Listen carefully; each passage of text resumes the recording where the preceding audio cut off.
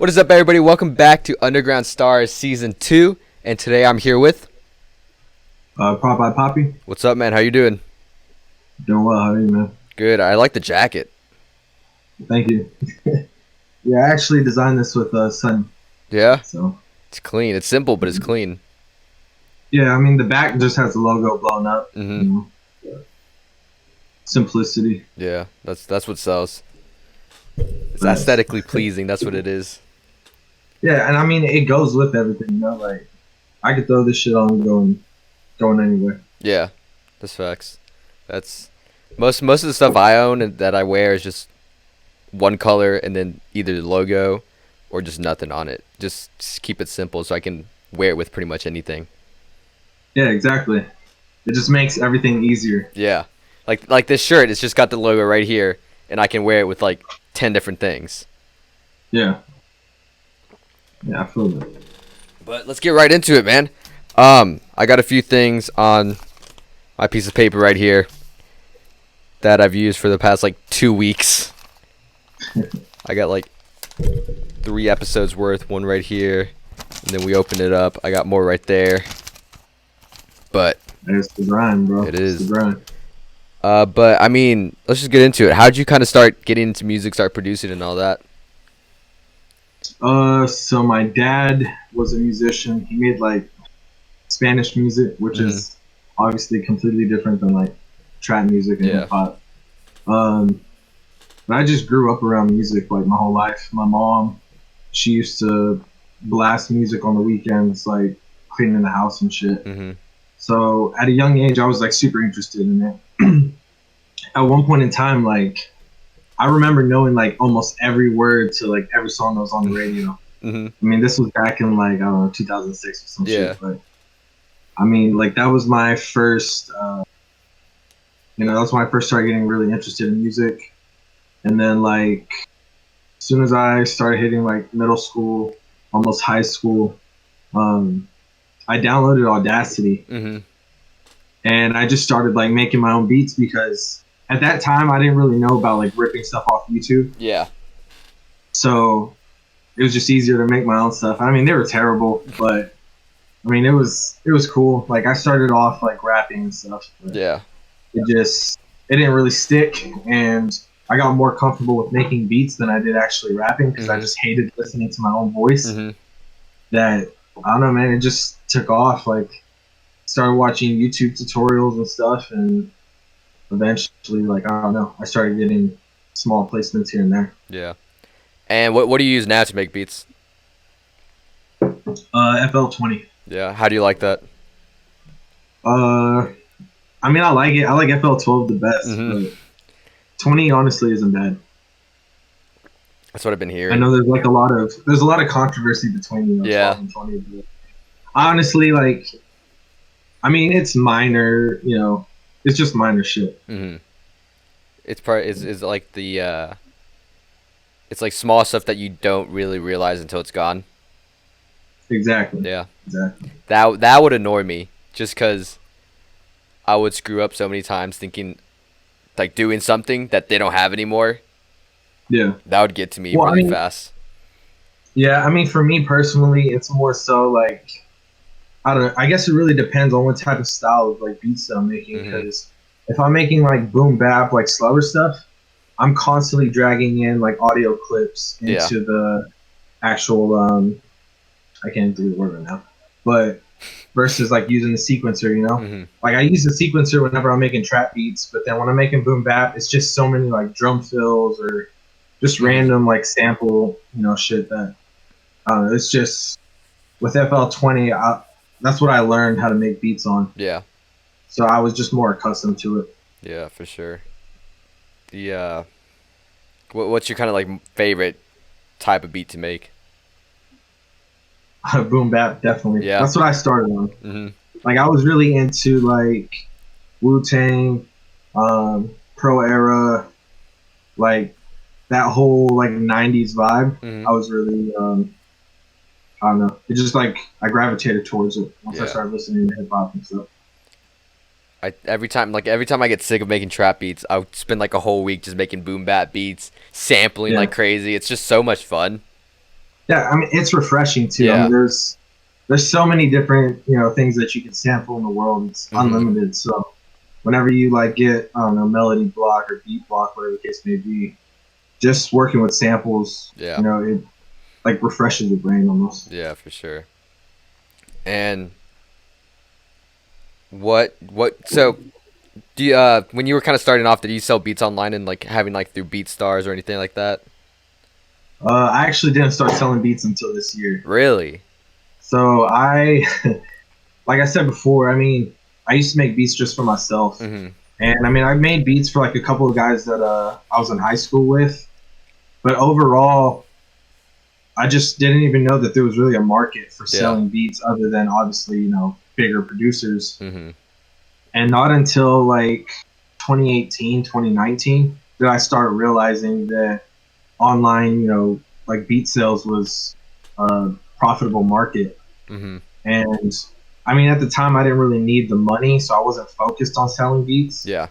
But like the beginning of 2020 slash end of 2019, I started focusing more on getting my beat stores up and like promoting it. And I was doing really well for a while, and I just kind of stopped keeping up with it. Like once Yeah. I started finding artists that I wanted to continue working with regularly, Mhm. I just didn't find really like motivation, I guess, to continue just update it because it Yeah. was like, I mean, it was cool to get beat sales here and there, but like, I don't know. I actually like building artists at this point. Mhm. And I mean, working with Digital Dior, like, I feel like that was one thing that kind of Sunny drove me towards was like artist development more so than just selling beats online. Yeah. Because I mean, you could sell beats for, you know, years and years, like plenty of other, you know, industry producers do. But at the same time, uh, I mean, breaking artists or just even developing them, even if they don't break, um, I don't know. It's a bit more fulfilling. Mhm. For sure. Just cuz I mean, you get to be part of the process and you get to see from the Right. beginning I to mean, the end and everything. yeah. Even if you stop working with them, like after a while, like you contributed to something Mhm. within their career that I mean, their sound is always going to be, you know, affected by, Yeah. you know, what you guys made at that point in time. Yeah. And do you think that like smaller producers and up and coming producers should focus more towards like building artists and building with artists, or trying to like sell beats first and then starting working with artists?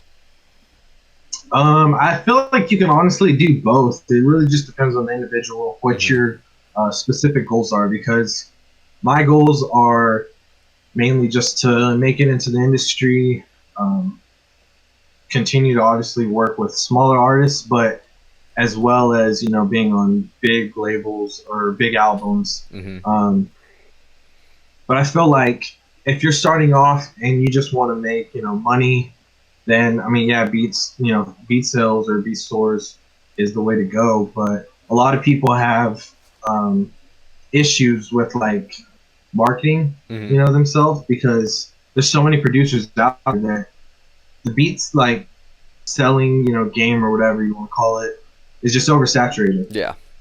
Just like, you know, YouTube beats, like everybody uploads to YouTube nowadays, Mhm. or you know, so it's like you got to find ways to really stick out and really drive people to your product. Yeah. But I feel like I personally never was focused on making money Mhm. from the beginning. So I don't know. I kind of just didn't really, you know, I didn't focus on my store as much as some people do. And I Yeah. mean, there's nothing wrong with it. I just feel like, you know, you gotta set your goals early. Yeah, And for sure. mine just didn't really.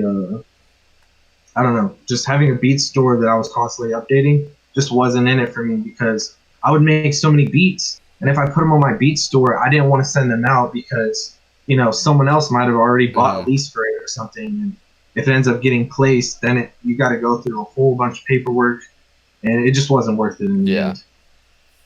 It But was way too much for not that much of a reward at the end.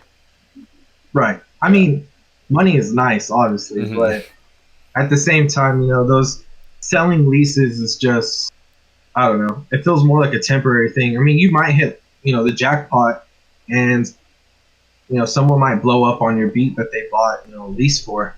I mean, we've seen it with like Lil Nas X, but I mean, the chances of that happening are kind of slim. Yeah.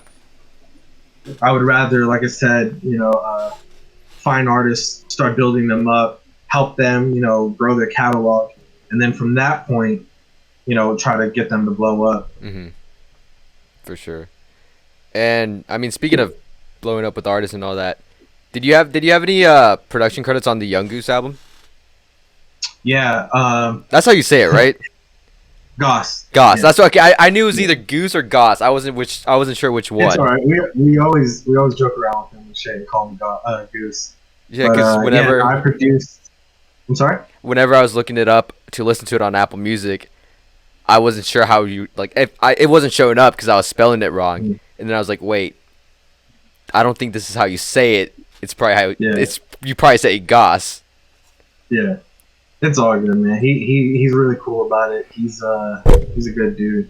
But I actually produced track number 10, which is New Orleans. And the funny thing about that beat is I usually always use my monitors, but I was actually out of state at that time, and all I had was like some really crappy earbuds. Yeah. And like I made that beat with like a bunch of others. The other beats ended up being like trash. Like the mixes on them were all terrible because I'm just not used to mixing with my earbuds anymore. But that one just ended up turning out really really well, and I sent it to him, and he ended up recording on it. He actually sent me that sample first by Joe Latrick. He was like, "Yo, if you can make this a beat, like please send it to me or whatever." He's like, "I'm trying to hop on it." So I just hit up Joe. He sent me the sample, and I made the beat probably in like 10 minutes. Yeah, that album was great. I love that album. It's a great album, and like the replay value insane is it's just everything flows so well. I listened to it on because I was visiting a friend up in Kansas, so on my drive back I listened to the Cudi album, the Jack Harlow album, and then that one, and it was great. The Jack Harlow album was fire too. It was. I liked it. It just happened that Goss dropped the same day as all of them because we had been planning this drop for a while. I didn't even know that Cudi was dropping an album. I didn't know that Jack was dropping an album until like a few days prior. Yeah. And then it was like at that point we had already set that date, so it was like, you know what, we're gonna drop it, and whoever supports us, they'll rock with it. And sure enough, I mean, that entire day and even the day after, the whole timeline on Twitter was like nothing but his album, or people giving us their opinions of it. Yeah, like I couldn't imagine dropping the same day as Cudi or Harlow. And didn't Taylor Swift drop that day too? I have no idea, to be honest. I want to say she did, but like that would be so much pressure just because, I mean, having huge names like that, people are going to definitely listen to them, and then they might not listen to anything else after that. Yeah. I mean, it was a ballsy move, but I feel like in the end, I mean, we just surpassed like 50K streams for the entire album. And that was like with no promo really. I mean, that was just us posting it on Twitter, but we haven't really put it in any playlists or anything like that yet. But it's just crazy how much organic support has been like showing up for it. Yeah, I mean, I feel like, that's just another example of building with artists, like shout out to Levi Bandito, but he actually introduced Goss to Sonny, and Sonny was really fucking with his music from the very beginning, but Goss, I would say like his mixes and stuff weren't really as clean yet, and so like Sonny gave him some tips as far as recording and just mixing overall. And I mean, he applied the tips, and next thing you know, like Sonny wanted to sign him right away. Yeah. So it worked out. Like we pretty much have just continued to work with him and help him grow as an artist. And I mean, this is his first. I mean, he's only been at Digital Dior probably 9 months, if that. Yeah, that's crazy. So I mean, the next year or so, who knows, you know. And how did you kind of get involved with Digital Dior and all that? It's a funny story. So some stuff happened, and like I had paid a bigger producer for a collab. Mm-hmm. Basically, like the bigger producer scammed me, Yeah. and it was like a big thing. Like I had posted like all the screenshots and stuff. Well, Sonny ended up like seeing it one day, and he had said something about it, and like I kind of like told him the full story. Like, nah, bro, like what you think happened isn't what actually happened. Mm-hmm. And then we talked it out, and then like from there, he introduced me to Scotty. I started working with Scotty, and I think like the first song Scotty and I had together, Sonny heard it, and then like the very next day he hit me up saying that he wanted to sign me. And I Damn. was looking for a pretty solid team at that point too, Mm-hmm. so like it just ended up working out. Yeah, it was like perfect timing. Yeah. And so, how long have you been with like Digital Dior? I believe since February. I don't know. This year has flown by, obviously, It with really COVID has. and you know. It. I haven't been keeping count, but I think it's like I don't know, 9, 10 months probably. It's not bad. It's. Yeah. I mean, with everything that's happened this year, I feel like next year's gonna be a big year for y'all. I agree. I agree. There's a lot of placements that haven't dropped yet. Mm-hmm.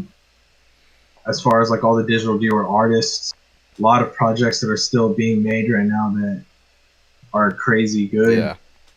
Santana, and Santana, he's dropping some crazy shit. Yeah. Like, I'm very excited for his album. Clone, he's probably gonna be dropping soon. I'm not sure exactly when, but he's got some crazy stuff. Mm-hmm. Um, Overall, I mean, yeah, we just we keep working, um, and we're gonna see what next year brings. It's gonna be crazy. Just because I feel like, especially next year, a lot more opportunities and a lot more stuff are gonna be open. Right. So it's just all the moves Yeah, that can be made. Traveling is definitely gonna be a lot easier Mm-hmm. because Digital Dior for the most part is pretty spread out. We've got like Washington State, we have DC, Miami, uh, Pennsylvania, we got like Wisconsin, Mm-hmm. just like all over the U.S. Yeah. And then we have some overseas as well. But once the borders open and COVID kind of dies down a little, Mm-hmm. it'll be a lot easier to lock in and get in the studio. Yeah. A lot more possibilities for placements as well. There's For been a lot of sure. sessions that we've unfortunately had to turn down because, with COVID, Sonny's got a kid on the way. He Mm-hmm. already has one young, baby. So it's like he's got to be a lot more careful as Mm-hmm. far as COVID. Yeah. That's crazy. That's shout out to him. I'm gonna try and get him. I want to try and get him for next season. Figure Yeah, something man, he'll out. probably do it. But that's crazy. That's next year definitely gonna be the year. 100%. Yeah, I'm hoping so because, I mean, we all work, super hard. We're Mm-hmm. always constantly. We all work like every single day. Aside from like whatever our day jobs, Mm-hmm. like constantly making music, constantly working with new artists and Digital Dior artists. Mm-hmm. Um, we've like recently locked in with a few A&Rs, so we've been sending out packs every week. Mm-hmm. Um, then a lot of the loop makers in Digital Dior, like Lone Good, Inflexible, like they're constantly working hard, Yeah. uh, constantly releasing loop packs here and there. So it's just a matter of time. Mm-hmm. Everything everything will fall in place. Yeah, for sure. And I mean, what do you have planned for like the next couple, like the next year? Just kind of yourself, music My wise. personal goal for like 2021 is going to be like I want to get a placement that lands on Billboard. That's Mm-hmm. like my number one goal for 2021. Um, but aside from landing on Billboard, like I just want to establish myself and just get another major placement. Mm-hmm. Just working with artists is, I mean, it's like it makes it feel worth it. Yeah. Once you get that one placement, that like kind of solidifies the fact that the shit that I'm making in my bedroom, like people are Mm-hmm. actually, rocking with it, or like to see people, reposting or like posting videos of, themselves listening to your like something that you made in your Yeah. room while they're, driving or whatever the case may be. It's just like an amazing feeling. Yeah. So for me to hit like Billboard or something, or just have like a song that is that big of a hit is, you know, like I don't even think money can compare to that. Mm-hmm. So I mean, 2021, I'm hoping that I can get a few of those. If Mm-hmm. not, at least one. Yeah, for sure. And have you thought about doing like any projects with any artists that like you produce like 100%? Um, there actually is like a few. One of them for sure is this guy that he's in DC. He's super fire artist. He actually produces as well. Um, I'm not really gonna say his name right now because like we're still in the Mm-hmm. works. But no, we definitely got some fire shit coming. We actually just started working on an album, which I'm extremely excited for because this is gonna be the first project that I've 100% uh, produced for, like Mm-hmm. executive producer, the entire project. Yeah. I'm gonna help him push it, promote it, all of that, and I'm just looking forward to it. I want to see like I really want to put him on the map as far as like the city goes because I mean DC is big, but Mm-hmm. there's not much of a music presence aside from like Wale, Rico Nasty, and Shy Lizzy. Yeah. Like those are the only three that I could really think of, Yeah. like off the top. So I mean, I'm just trying to, I don't know, I'm just trying to get known, in this Mm-hmm. city first. Yeah, for sure. And what kind of approach you think that other producers should kind of take to not only get their name out there but go into working with artists and everything like that? I would just say be organic.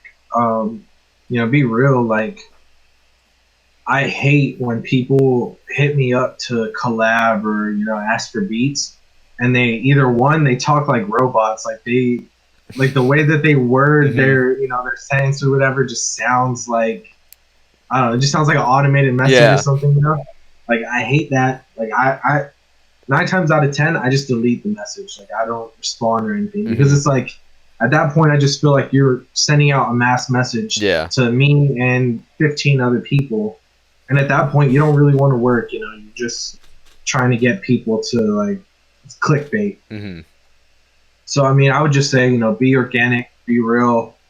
I mean, sometimes like when I find artists, I don't just automatically hit them up like, "Hey man, let's work. Let me send you some beats." Sometimes I'll just support them. Like Mm-hmm. if I like their music, I'll retweet their posts or I'll like their new song or whatever the case may be. And then gradually actually establish a relationship with them because at Mm-hmm. that point, like sending a pack of beats to them, it's just more. I don't know. There's more of a connection, I guess I Yeah. should say. So yeah, I would just say be real. There's no need to like be some weird robot and try to Mm-hmm. fucking sound like you're writing to Harvard or whatever the case may be. They're treating collabs as college admission papers. That's what they're doing out Yeah, there. exactly, exactly. It's not that deep. Like Trying to hit the word count and everything. facts. Yeah, no, I mean, as long as people are like chill and they be themselves, Mm-hmm.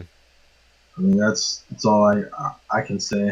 I've Yeah. had people send me clips of them singing or them rapping or whatever the case may be, and like even if they're even if they're not like, the best, or maybe they're not good at all, like if I could tell that they are honestly just asking for my feedback and they like value my opinion, Mm-hmm. then like I will actually respond and I will like try to give them some type of advice or Yeah. whatever I can do to help them. I don't just like, shut them out, but Mm-hmm. it's just I'd rather, you be genuine and just real from the very beginning. Yeah. Like other than that, I mean, yeah, that's all I can really say for Yeah. people that want to reach out to artists or producers. Yeah. Don't force your way in just immediately. Just kind of do it in baby steps. Facts. And don't be weird either. Like I've seen people that they'll send DMs to like bigger producers Mm-hmm. and they send them like the creepiest stuff. Like I don't know, man. Like I get it, like being funny, cool, whatever. Like sometimes that'll get you in the door, Mm-hmm. but like sometimes like that shit just shows like immaturity. Yeah. Like if you're gonna send me like a message that is like extremely creepy and like weird, and I don't know you like that, it's Mm-hmm. just it's gonna be out of context anyway. So Yeah. it's just I don't know, it's not worth it. Just either one, don't hit them up at all, or just be yourself without trying to be fucking comedian. Mm-hmm. I couldn't imagine that. Just waking up one day having like the creepiest DM ever. Yeah, I've had a couple, man. And the only thing you can do is like block that person. It's Yeah. like you know doing both of us a favor. Yeah, for sure. That's that's something that you kind of have to find like the perfect balance for, is making it approachable but not immature at the same time. Exactly. Just because you don't want it to sound like you said like a whole spam message that's going out to a lot of people, but you don't know the person that well, so you don't want to do it. You don't want to present yourself in a way that like you kind of known each other for a long time. Exactly. That's something that a lot of people got to figure out. Yeah, I mean, over time, especially like I understand that a lot of producers, at least like on social media, Twitter, Instagram, like most of them are kids or like teenagers. Mm-hmm. But like I don't know, it's like there's a time to be professional without sounding like fucking a robot, like I Yeah. said. And I mean, that's if you're just professional and you're real and you talk to reach out to whoever it may be. 9 times out of 10, the worst that'll happen is they just don't respond. Mm-hmm. And if they do respond, the conversation is going to go 9 times better than it would have you being a weirdo. Yeah. So it's like, it pays off. Mm-hmm. And sometimes when they don't respond, don't get discouraged. Like, I think I don't know. I think actually Sonny, I reached out to him like last year or something probably. And like I didn't get a response, Mm-hmm. but I wasn't like a weirdo. I wasn't spamming him. I didn't like start talking crap about him on timeline. Yeah. I just was like, hey, it's not time yet, but that time will come. Mm-hmm. Eventually, it did. Sometimes you got to just let your work speak for itself. Yeah. You got to be patient. Yep. But I mean, how's your relationship with him and everything? With Sonny? Yeah. Good. Sonny is like my older brother that like I don't know. I mean, like Digital Dior is a family, bro. Mm-hmm. Like, we are constantly like messing with each other, joking with each other. Like we all are constantly making fun of each other for whatever reason. But at the end of the day, I mean, we all work really well with each other. Mm-hmm. Like we all are able to talk to each other about personal shit. I feel like, I mean, we haven't all linked up yet, Mm-hmm. but once we do, like, it's gonna be like running into somebody that you've known for years. So yeah, I would say like all of our relationships are really good. Sonny, he, I mean, as a CEO, whatever you want to call him, executive producer, like He gives us great advice. Mm-hmm. You know, he puts us on game about a lot of industry shit that a lot of us don't even know about or didn't know about. Um, I mean, you know, he's good CEO, good leader. Yeah. And have you worked with like, have you gotten like into sessions with anybody in Digital Dior yet, or has that opportunity just not Um, happened yet? I haven't gotten to any sessions with anyone in Digital Dior, but like I did have a session with Scotty Mm-hmm. a few months back, like August, I think. I went up to New York and we were in the studio. It was cool. Yeah. We made some hits. Do you prefer working in the studio with like the artist there?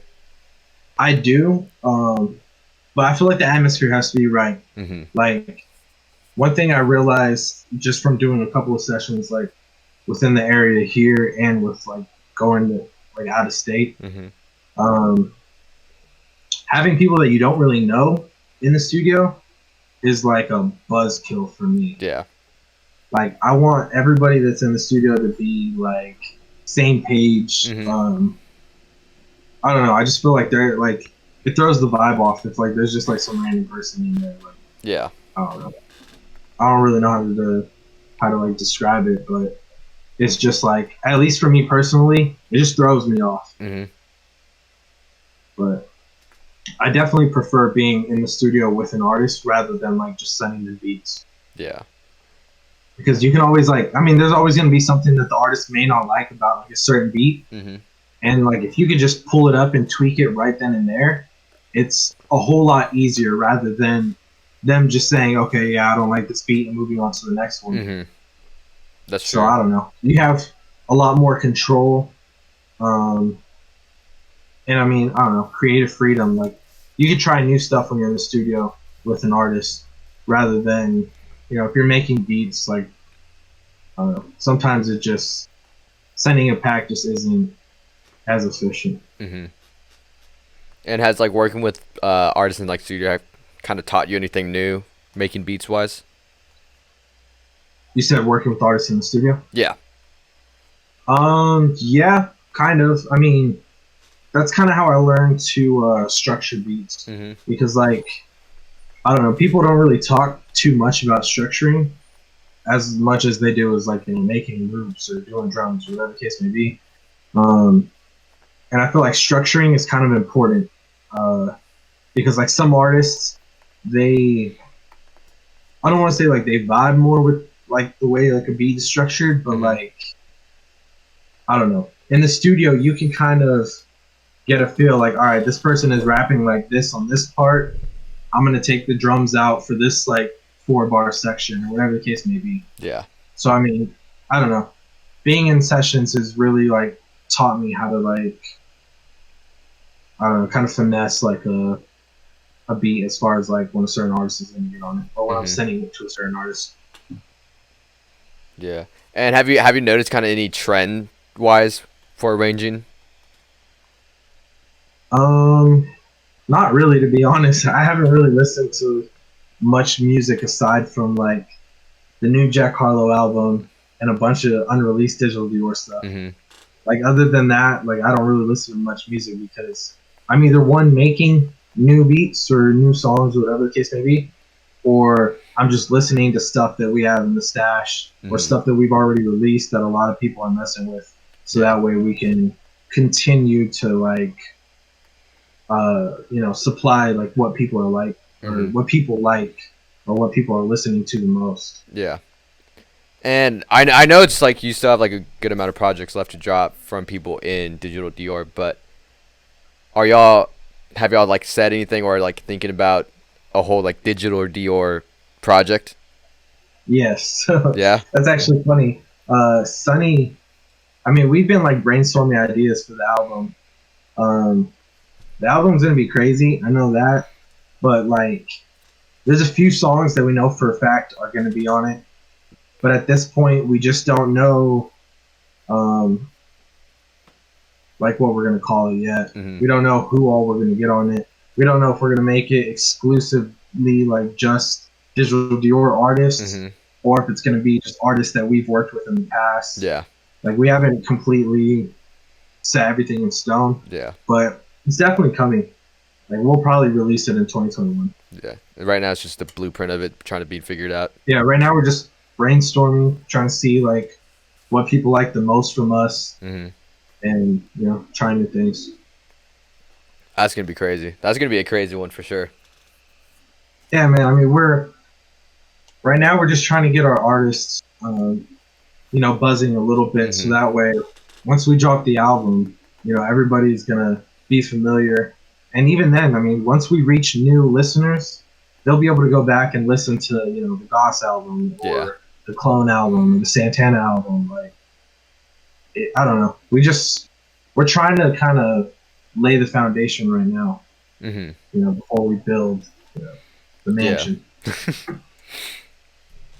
10-story mansions being built right now. That's what you need.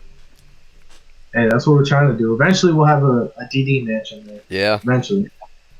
Take over the White House. Use that one. Yeah, right. Yeah, run the ad, Sonny for president. That's what we need right now. Nice. Put that on the merch. Hey, yeah, we might make that a shirt. Yeah, I'm gonna need my percentage if you do. I got you. Do you? So I mean, because you have that jacket. Do you have anything else like merch wise? Yeah, actually, I made like some baby onesies for like Sunny's kids. It's like got DD logo and stuff on Yeah. it. We made phone cases. I actually have this mouse pad. Oh, that's clean. Um, there's like a couple of other like random objects. Like Hmm. I think Inflexible has like a huge like canvas painting, and like his studio, like a bunch of just random stuff Yeah. that we all just thought like it'd be cool to slap the logo on this. Yeah. But Yeah. If y'all ever release any, I'm gonna need a sticker. That's my request is for y'all to make stickers.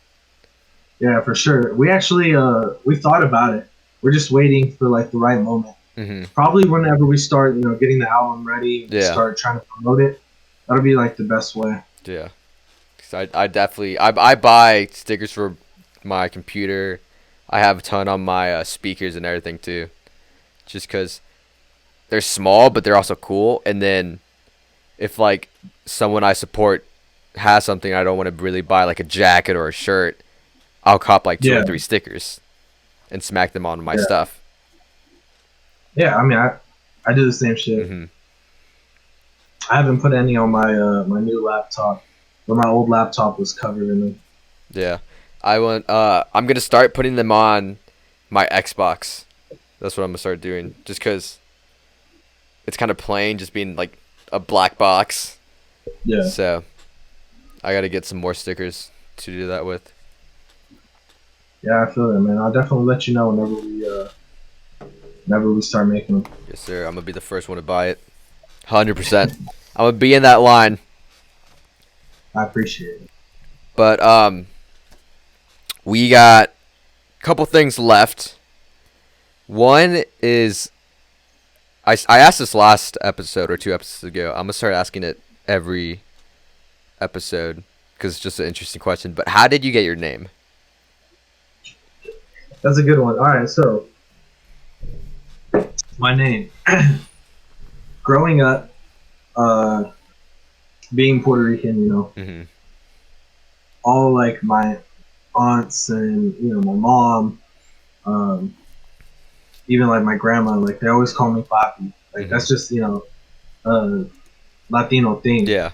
But I don't know. I just got so used to it, and then like the older you get, it like kind of starts changing into more of like what's the word I'm trying to think of? It's like not sexual, but Mhm. it's like it's got connotations Yeah. behind it. Yeah. And I was just like, you know what, like it's short, simple, and like it makes for a dope ass tag. Yeah. So I just I just started going by that. Hmm. I used to go by like conscious, which was like spelled all weird and shit. But I stopped using that when I stopped like making mainly boom bap stuff. Yeah. So yeah, I mean, it's cool. It's catchy. There's no other, PAPI out there, so Mm-hmm. it's just I don't know. It's stuck. Yeah. And do you speak Spanish? I do not very well. It was like my first language, and then I kind of stopped speaking it for a really long Mm-hmm. time, and then um, I just like I don't know. I grew up and going to school and Yeah. stuff like speaking English. It just slowly started like drifting Yeah. away. That's So I how I mean, was. yeah, like I understand it. I can listen to like Bad Bunny and everything. I know exactly Mm-hmm. what they're saying, but as far as like myself, like I try not to speak it too Yeah. much because I don't know. I It know just enough to doesn't get by. sound. Yeah, Yeah. exactly. So the way we end these episodes are you got to answer 3 questions. Okay. 4 questions. You got to answer 4 questions, and then you get to ask a question for the next guest. Shit. So you Okay. ready? Yeah. All right. First question is, if you could choose any 2 artists to drop a collab album right now, who would it be? Any two Any artists two to artists. drop a collab album? Yes, right now. Is it like produced by me or is it Just in just another general. album? Just another album. Alright. Shit. I'm gonna say, damn, this is hard. I listen to like so many different artists. Mm-hmm. It's kind of hard. I'm gonna say Jack Harlow and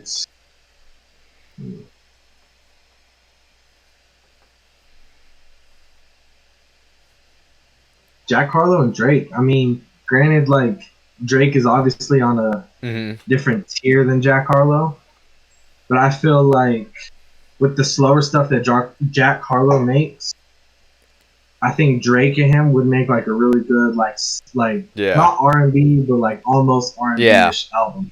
That Like I that's think that shit would be a hit. that's like the vibes I got from like the slower songs on his album. I was like, this sounds like a Drake song, or this sounds like something Drake Yeah, would do. yeah. That song that he had with Chris Brown, I can't Yeah, remember the name off the top of my head, but if they would have put Drake on that that, would that have been shit would have crazy. like. I mean, it is a hit, but it would have been extremely huge, Yeah, So I feel like Jack Harlow and Drake, I feel like if they locked in, even if it's not like a full album, maybe like an EP or hmm something, I feel like yeah, they would have a successful like slower album. yeah, that would go crazy. All right, if you could have produced any song out right now, which one would you have produced? Any song out right Any now? song? Um, shit. Drake. Uh, fuck, there's so many. Hold on, let me check my last. Let me check my Drake shit real quick. Um, Check the Drake playlist. yeah, I've got like I don't know. Drake is like my go-to. I'm gonna say "Laugh Now, Cry Later" hmm With because Lil Dirk. Durk fucking Yeah. snapped on that. Yeah, Dirk snapped on that song, so I'm gonna say hmm it. If I if I could, I would have produced that shit. Yeah. It's a good choice. And then what advice do you have for other producers? What advice? Uh, collab. hmm Because I mean, you can get placements left and right if you work with the right guys. Um, but also, work with people for the right reason too, not just for placements. Um, because I mean, like, if you're just working with somebody and all you want is a potential placement, it's not going to be genuine. hmm Like, you're not going to have a real connection with that person. There's not going to be any relationship established. So I would just say, like, genuinely find people that you like their music, um, and collaborate with them. Yeah. That's the number one advice I could give. That's good. That I feel like is that a lot of people don't get is they collab with a lot of people, but it's like a one and done because they don't build that relationship and connection. Right, and it's because 9 times out of 10, even like major producers that are doing collabs with smaller producers, if you're just doing it for, all right, well, this guy produced for this artist, I want to send him some loops because I'm hoping that I can get a placement with that artist. It's not going to happen. Like your intentions are going to come off, like ill. Like it's just not gonna. It's not gonna. I would say like the universe isn't gonna manifest what you want because you're doing it for a selfish reason. Yeah. Everybody likes placements, obviously, but at the same time, like you're just making good music, it's gonna come eventually. For sure. And last question is one from Gone Till November from last episode. He asked. I actually worked with him. Yeah, he told me about that. He's fine. It was a fun episode of film. He's cool. Yeah, he's cool. He asked, "What is your 10-year goal?" Shit, my 10-year goal. I want to eventually start my own label. And I want to establish myself as a producer in the industry to like the equivalent of, I don't know. Jetson has had a great year. I would say Jetson. He's newer, but he's had a phenomenal year. Yeah. Obviously, everybody at Internet Money has done really well for themselves lately. Yeah, I want to establish myself. I want people to know who I am. I want to, be able to give smaller producers opportunities. And yeah, that's about it. 10 years is a long time from now, but I would hope that I'm established enough to where my family's taken care of. I'm making good music. People know who I am, or at least know my music, and I'm giving back to the community of the next generation. Yeah. All right. Well, I am going to send over the season 2 sticker. It's all yours. Speaking of stickers, and thank you for doing this, man. Really appreciate it. Yeah, no doubt, bro. Thank you for having me. It was fun. Sir, once we get some more Digital Dior people on, we should try and get like a whole Digital Dior episode. Have everyone all in like one group call. That's what. That'd be wild. That's what I'm trying to. Especially because, we fucking act so wild with each other. Yeah, it'll be cool, man. It'll be a lot of back and forth nonsense. Yeah, might have to bring out a button so people press it so they can talk. Try and figure that out. But no, man, I really appreciate it. It's been fun. For sure, man. So, it's always weird closing these out with producers because, like with artists, I can say like, oh yeah, go check out their music and all this. But like with producers, I'm not sure if like some have music out, some don't have music out, like to their name and all that. But it always shuts me up every now and then. But thank you everybody for watching.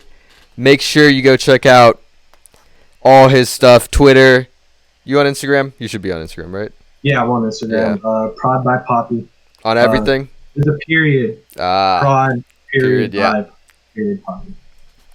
It's always the periods that get it. Yeah. Fortunately, I couldn't get the same handle as my Twitter. But. Bro, my handle on Twitter, the one I want, is taken by some dude who hasn't been active since 2014. Bro, that's the worst. It is. It's so weird. And then if you're not like a huge, like personality or something, Mm-hmm. Twitter or Instagram will not help you. Mm-hmm. Like, they do not care.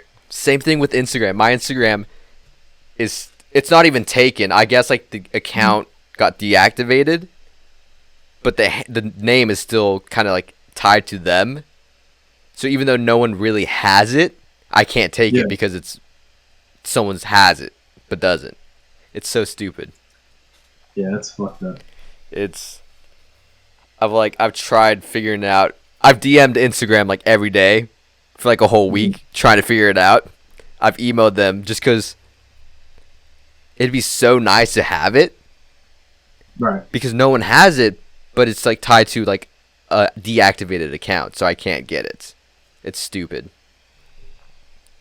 Yeah, I feel like they should definitely have like a better team, to handle that stuff. Yeah. But it is what it is. Yeah.